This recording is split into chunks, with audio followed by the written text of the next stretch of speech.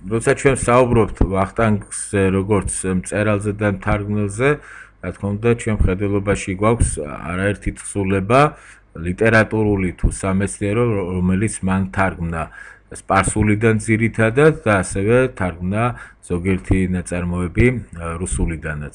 საბოლოო ჯამში მოდით მაინც თქვენ განდობთ ამ საკითხს, რომ უფრო ღრმად ჩაეძიებით და უფრო მეტ ინფორმაციას თუ რა ნაწარმოებები თარგმნა მან მოიძიებთ. ახლა ჩვენ უფრო ჩამონათვალი ვართ, იძულებული ვართ ჩამონათვალი გავაკეთოთ და მაგალითად შევეხოთ კიდევ ერთ მნიშვნელოვან ღონისძიებას. ეს არის 1709 წელს თბილისში ქართული სტამბის დაარსება. ეს იყო პირველი ქართული სტამბა საქართველოში, ცოტა უფრო ადრე ქართული სტამბა მოსკოვში გაიხსნა მეფე არჩილმა, რომელიც იმ დროს რუსეთში მოღვაწეობდა. ეს ცალკე თემას ვეღარ შემოვიდა თუკი სამწუხაროდ. ამ საქმეში ვახტანგ მეუქსეს დაეხმარა ანთიმოზივერიელი, ესეც ცალკე თემაა, კაცმა რო თქვას. ეს იყო სასულიერო პირი წარმოშობით ქართველი, რომელიც ლახეთში მოღვაწეობს, არსებობს ცნობა, რომ ის ესე ვთქვათ გატაცებული იქნა საქართველოდან, ტყვეწაყვანილი იქნა უბრალოდ საქართველოდან და შემდეგ ის ხდება სასულიერო პირი და ბოლოს ლახეთის ეპისკოპოსი ხდება და მან ლახეთი რუმინეთის ერთ-ერთი ცენტრალური პროვინცია. მან უდიდესი როლი შეასრულა რუმინული ეკლესიის ფორმირებაში, იმით რომ სათავეში ჩაუდგა რუმინულ ენოვანი სტამბების დაარსებას. ამ სტამბებში იბეჭდებოდა უკვე რუმინულად თარგმნილი ბიბლია და რუმინეთის ეკლესიაში, რომელიც იმ დროს ლახეთი ოსმალეთის იმპერიაში შედიოდა და ეკლესიებში ბერძნული წირვალოცვა მიმდინარეობდა, აი სწორედ ანთიმოზივერიელის დიდი მეცადინეობით რუმინულ ეკლესიებში რუმინულ ენაზე ხორციელდება საეკლესიო მსახურება. ანთიმოზივერიელს საქართველოს წინაშეც როგორც გითხარით უკვე დიდი დამსახურება აქვს, როცა მან გამოგზავნა თავისი მოსწავლე მიხეილ იშტვანოვიჩი, შექმნა იქ დაამზადებინა ქართული ლიტერები, ანუ საბეჭდი ასოები, ჩამოიტანეს საქართველოში და მაგალითად რამდენიმე წიგნი დაიბეჭდა ქართულ ენაზე, მათ შორის ვეფხისტ ტყაოსანი.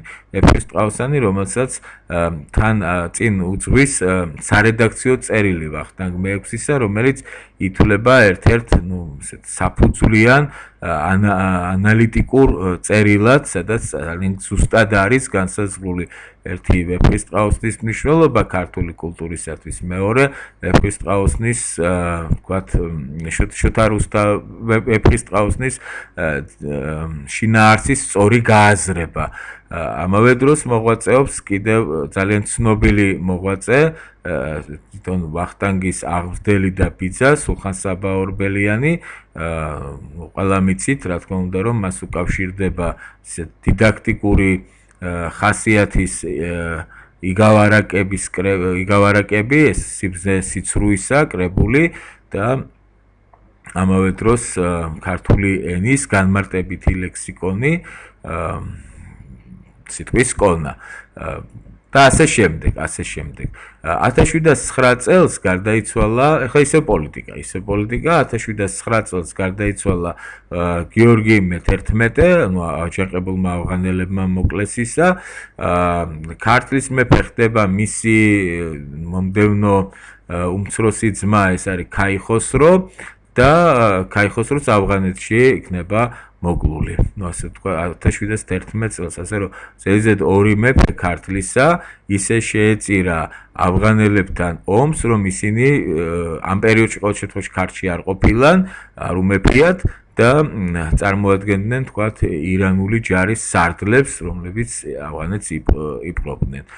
ირანის დადგა ჯერი ვისი გამეფების, ვახტანგ მეექვსის, მაგრამ რა წესი არსებობს, რა ტრადიცია ჩამოაყალიბა და დაამკვიდრა ირანმა, რა თქმა უნდა იძულებით, მაგრამ მაინც ყოველი მეფე ქართლისა, გინდა კახეთისა, უნდა ყოფილიყო ის მუსლიმი. ირანის შაჰმა ვახტანგი დაიბარა თავისთან ისლამის მიღება მოსთხოვა, რაზედაც ვახტანგი უარს ამბობს, ამიტომაც ის დაატყვევეს. ვახტანგის დასახმარებლად სულხან-საბა ორბელიანი ევროპაში გაემგზავრება. მას იმედი აქვს, რომ ქრისტიანულმა ევროპამ შეიძლება დახმარება აღმოუჩინოს ვახტანგს, ანუ გარკვეული გავლენა იქონიოს და გარკვეული კი არა, სერიოზული გავლენა სჭირდება ამას. ასეთი გავლენა იქონიოს ირანის ხელისუფლებაზე და დაითანხმოს ის, რომ ვახტანგი ქრისტიანული წესით აღიაროს ქართლის მეფედ. ამის წინაპირობა თითქოს იყო, იმიტომ რომ ეს არის პერიოდი, როდესაც საფრანგეთსა და ირანს პარტნიორული ურთიერთობები აქვს, როდესაც საფრანგეთის დიპლომატები ხშირად და პოლიტიკოსები ხშირად სტუმრობენ ირანს და ასე შემდეგ.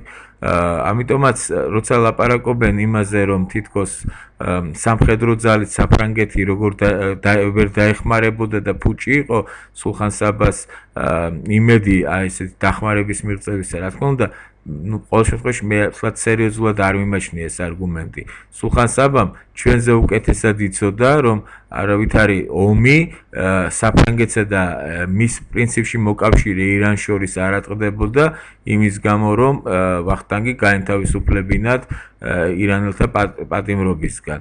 თუ ჩვენ აი ამ მიზნით ჩავთვლით, ამ მიზნით ავხსნით სულხან-საბას ვიზიტს საფრანგეთში, მაშინ ჩვენ რაღაცნაირად დავამცირებთ სულხან-საბას, როდესაც ამ მართლაც დიდ პოლიტიკოსად და დიპლომატს რაღაცნაირად ბავშვურ მეოცნებე ადამიანად ჩავთვლით. არა, სულხან-საბა ომზე არ ფიქრობდა, ძალაზე არ ფიქრობდა. მან ძალიან კარგად იცოდა, რომ ესეთი მოთხოვნა ფუჭი იქნებოდა. სულხან-საბას იმედი ჰქონდა ორი რამისა. ერთი, საფრანგეთი დაინტერესდებოდა ქართლით, იმიტომ რომ სულხან-საბა სთავაზობდა მათ შეღავათიან სავაჭრო გზებს ქართლზე გამავალს, სწორედ აღმოსავლეთზე სავაჭროდ, აღმოსავლეთში სავაჭროდ და მეორე აი ამ ინტერესის გამო საფრანგეთი თავის დიპლომატიურ გავლენებს გამოიყენებდა ირანზე. ინტერესის გასაღვიძებლად თუ გასაძლიერებლად სულხან-საბა გარკვეულწილად იმის პირობასაც იძლეოდა, ალბათ მეფე ვახტანგთან შეთანხმებით, რომ თუ კი ეს დახმარება ქმედითი იქნება და ეს პარტნიორობა გაგრძელდება ევროპულ სამყაროსთან, მაშინ საქართველოს კათოლიკობასაც კი მიიღებს. შემთხვევაში კათოლიკობა უფრო უნდა აღვიქვათ არა როგორც რაღაცნაირი თქვათ უფრო ღრმა შინაარსიანი ცვლილება, არამედ უბრალოდ ქართული ეკლესია ცნობდა, აღიარებდა რომის პაპის უზენაესობას, ეს იყო არგუმენტი ამავე დროს რომის პაპთან შეხვედრისა. ვახტანგ მეუქსე რომის პაპს, უკაცრავად სულხან-საბა ორბელიანი რომის პაპსაც შეხვდა. ჩვენ ვერ ვიტყვით, რომ საფრანგეთმა ყურად არ დაინტერესდა სულხან-საბას ამ არგუმენტებით. აბსოლუტიზმის მამად წოდებული ლუი მე-14 მეფე მზედ აღიარებული და ასე შემდეგ ორჯერ შეხვდება სულხან-საბას, ყურადღებითაც მოისმენს და როგორც თანამედროვენი გვეუბნებიან, საკმაოდ დაინტერესდება ამ წინადადებებით და დაპირდება კიდეც, რომ მას მისიონერებსაც გამოაყოლებს, ანუ კათოლიკობა თუ უნდა გავრცელდეს ხოლმე, ვიღაცამ უნდა განმარტოს, ალბათ იქადაგოს. თუმცა მისიონერთა საქმიანობა საქართველოსთვის უცხო არ იყო, მაგრამ ამას გაკათოლიკება ქართული ხალხისა არ მოჰყოლია. და ამავე დროს გარკვეულ ვთქვათ უფრო ზუსტ გეგმასაც შეიმუშავებენ აი ამ პრობლემის მოსაგვარებლად, მაგრამ გარდაიცვლება ლუი მე-14 და მისი მემკვიდრეები უკვე უფრო ნაკლებ გულისყურით, საერთოდ გულისყურად მოეკიდებიან აი ამ მოთხოვნას სულხან-საბასი. საბოლოო ჯამში მაინც უნდა ჩვენ ვთქვათ, რომ სამწუხაროდ აი ამ ვთქვათ სურვილს და იმედს, რომ ევროპა ვთქვათ გაიხსენებდა ქრისტიანულ სამყარო ქვეყანას კავკასიაში და მას დახმარებას აღმოუჩენდა, მაინც შედეგი ვერანაირი ვერ გამოიღო. 1719 წელს იძულებულია ვახტანგი მიიღოს მხოლოდ ფორმალურად ისლამი და ის გამაჰმადიანებული ქართლში დაბრუნდეს და გააგრძელოს ის აღმშენებლობითი საქმიანობა, ის კულტურული მოღვაწეობა, რომელზედაც ჩვენ უკვე საუბარი გვქონდა. მაგრამ ვითარება ცოტა განსხვავებულად წარმოჩინდება, როდესაც რუსეთის იმპერატორი პეტრე I ომს დაიწყებს კასპიისპირეთის ხელში ჩასაგდებად ირანის წინააღმდეგ. რუსი დიპლომატები ეს ომი უკვე თქვათ ამ ომში რუსეთი ცდილობს ვახტანგის ჩართვასაც, უკვე 1722 წელს რუსი ელჩები ვახტანგთან მოლაპარაკებას აწარმოებენ და შეთანხმდებიან გეგმაზე. გეგმა ითვალისწინებდა ქართლის სამეფოს რუსეთის მხარეს ბრძოლას ირანის წინააღმდეგ. ჩვენ ვერ ვიტყვით, რომ ამ გეგმამ მოწონება დაიმსახურა ქართლის სამეფო კარზე. ვახტანგს ძალიან ბევრი უპირისპირდებოდა. სამეფო დარბაზი მოუწოდებდა მეფეს, რომ არაჩქარებულიყო, იმიტომ რომ რუსეთი მაინც მე არ მიყვარს ეს სიტყვა, მაგრამ მაინც უნდა ვიხმარო, ახალი მოთამაშია, ახალბედა მოთამაშია კავკასიის რეგიონში. კაცმა არ იცის ეს ლაშქრობა რა შედეგით დასრულდება. ირანი იმდენად ძლიერი არ არის, რომ ცალკე მოინდომოს საქართველოსთვის ანგარიშის გასწორება ქართლისთვის, მაგრამ თუ ის ჩათვლის, რომ ქართლი ირანს აუჯანყდა, მაშინ შეიძლება მთელი თავისი ძალები, თქვათ, გამოილაშქროს ქართლზე და ჩვენ შედეგად მივიღოთ კიდევ ერთი განადგურება ქართლისა. აი, ყველაფრის მოსპობა, რაზე ჩვენ საუბარი გვქონდა, იქ სტამბით დაწყებული, თქვათ, აღდგენილი ხიდით დასრულებული, თუ იმ სასახლით, რომელიც ასე მოსწონს თავისი სარკეებით თუ რთვისა, ისტორიკოს სეხნია ჩხეიძეს, ხო?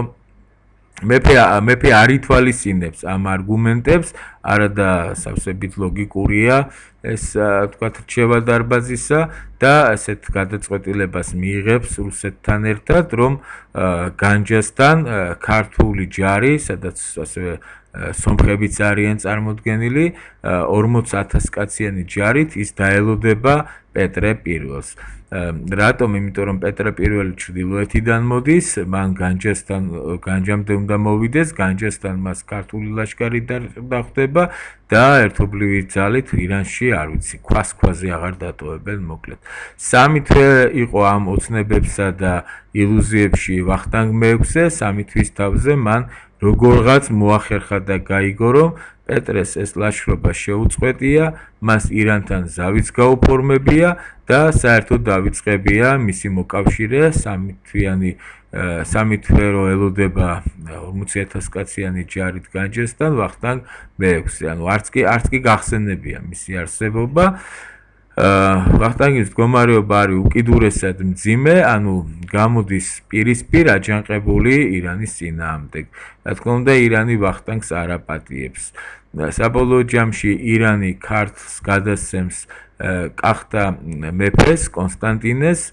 კონსტანტინე თბილისს თავისი ძალებით ვერ აიღებს, უბრალოდ არ არის საკმარისი ამისთვის, ამიტომ ლეკთა ჯარს დაიქირავებს, ლეკთა ჯარი თბილისს აიღებს და ახლა დაქირავებული ლეკები თბილისში რას იზამენ, ეს თავად განსაზღვრეთ, ანუ აი შედეგი რუსეთის მოქნილი პოლიტიკისა, კაცმა რო თქვას, ესეც გარკვეული პოლიტიკა იყო მისი და მეორე შედეგი ასეთი გულუბრყვილო ნდობისა რუსეთის მიმართ, რაც გამოიხატა იმაში, რომ ქართლი კიდევ ერთხელ მძიმე განსაცდელის წინაშე აღმოჩნდა.